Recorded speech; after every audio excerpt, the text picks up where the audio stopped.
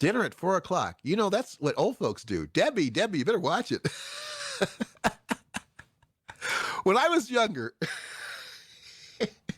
when I was younger, and my Aunt Bernice used to visit us from Philadelphia. A couple of times she came out with her husband, Uncle George, and or when I would visit them in Philadelphia,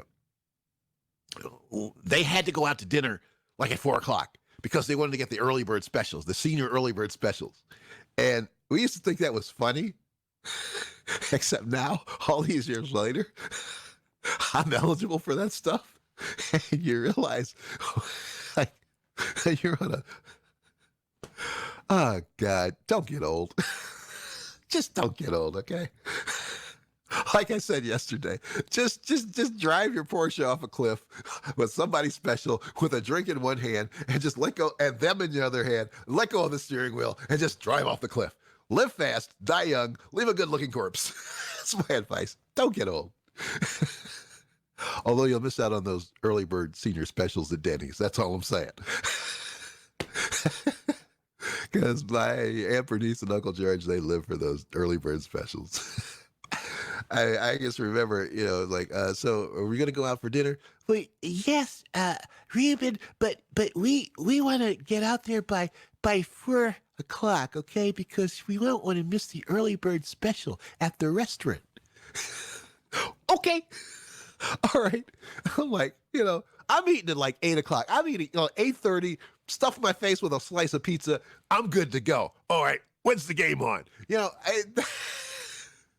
but for them, it was a ritual. You had to go to a restaurant when you got like served by a waiter or waitress, you know, and you had to be there by 4 o'clock because you got to get the senior special. And I loved them both dearly. Aunt Bernice was a treasure. She lived to be 91. And she used to visit us every October around my mother's birthday, her sister. And she would bring an extra bag of stuff. She'd have her, you know, luggage and stuff, but there was the extra bag that you folks in New Jersey, you're going to know about this stuff, okay? The extra bag was full of Tastycakes. See, y'all get them fresh. And back in the day, that was a treat for Chicagoans, like Aunt Bernice with the Tastycakes. And we all of us would want to, like, Aunt Bernice, can I take that bag for you? Because we wanted to have, we close to that bag of Tastycakes. And Sure, Ruben, I'm trying to do a Philadelphia accent, okay? Yes, I'm failing miserably. Sure, Ruben, here's the bag. You can carry the bag, Ruben. And of course, she okay, the one mistake that she would make, okay, the cakes were fine, but she would bring pies sometimes. And the fruit pies, she's on a train, okay? She didn't like to fly. The train takes like 16 hours to get to Chicago from Philadelphia. Those pies were on their last legs by the time you get there. If you didn't eat them within 4 hours after she got on the train, you didn't want to see them. You didn't want to be near those pies. So that's why you want to, Aunt Bernice, can I take them? Did you bring pies? She, after a while, she realized that, you know, that she stopped bringing the pies. The problem with the pies is that they were so good that you wanted to make sure you got to eat them before they went bad. So that's why you're reaching for that bag. The lemon cream pies were to die for if you got them in time. But after that, it's like, you know, you'd take them, open the bag, and you'd see like they turned green and there was a smell. You just did, ew. But if you got them in time, oh, it was heaven. One of my favorite phrases that I don't know if I've shared it with the BGRN crowd is foodgasm. Okay, you got that pie in time, your mouth would have a foodgasm. Okay, that good. And absolutely. So and my favorite Tastycakes were the butterscotch crimpets. Now again, I don't know. Maybe I'm talking to the wrong part of New Jersey. Are you up by New York, Brandon, or are you down near Philadelphia? Because but see, they had Tastycakes in New York.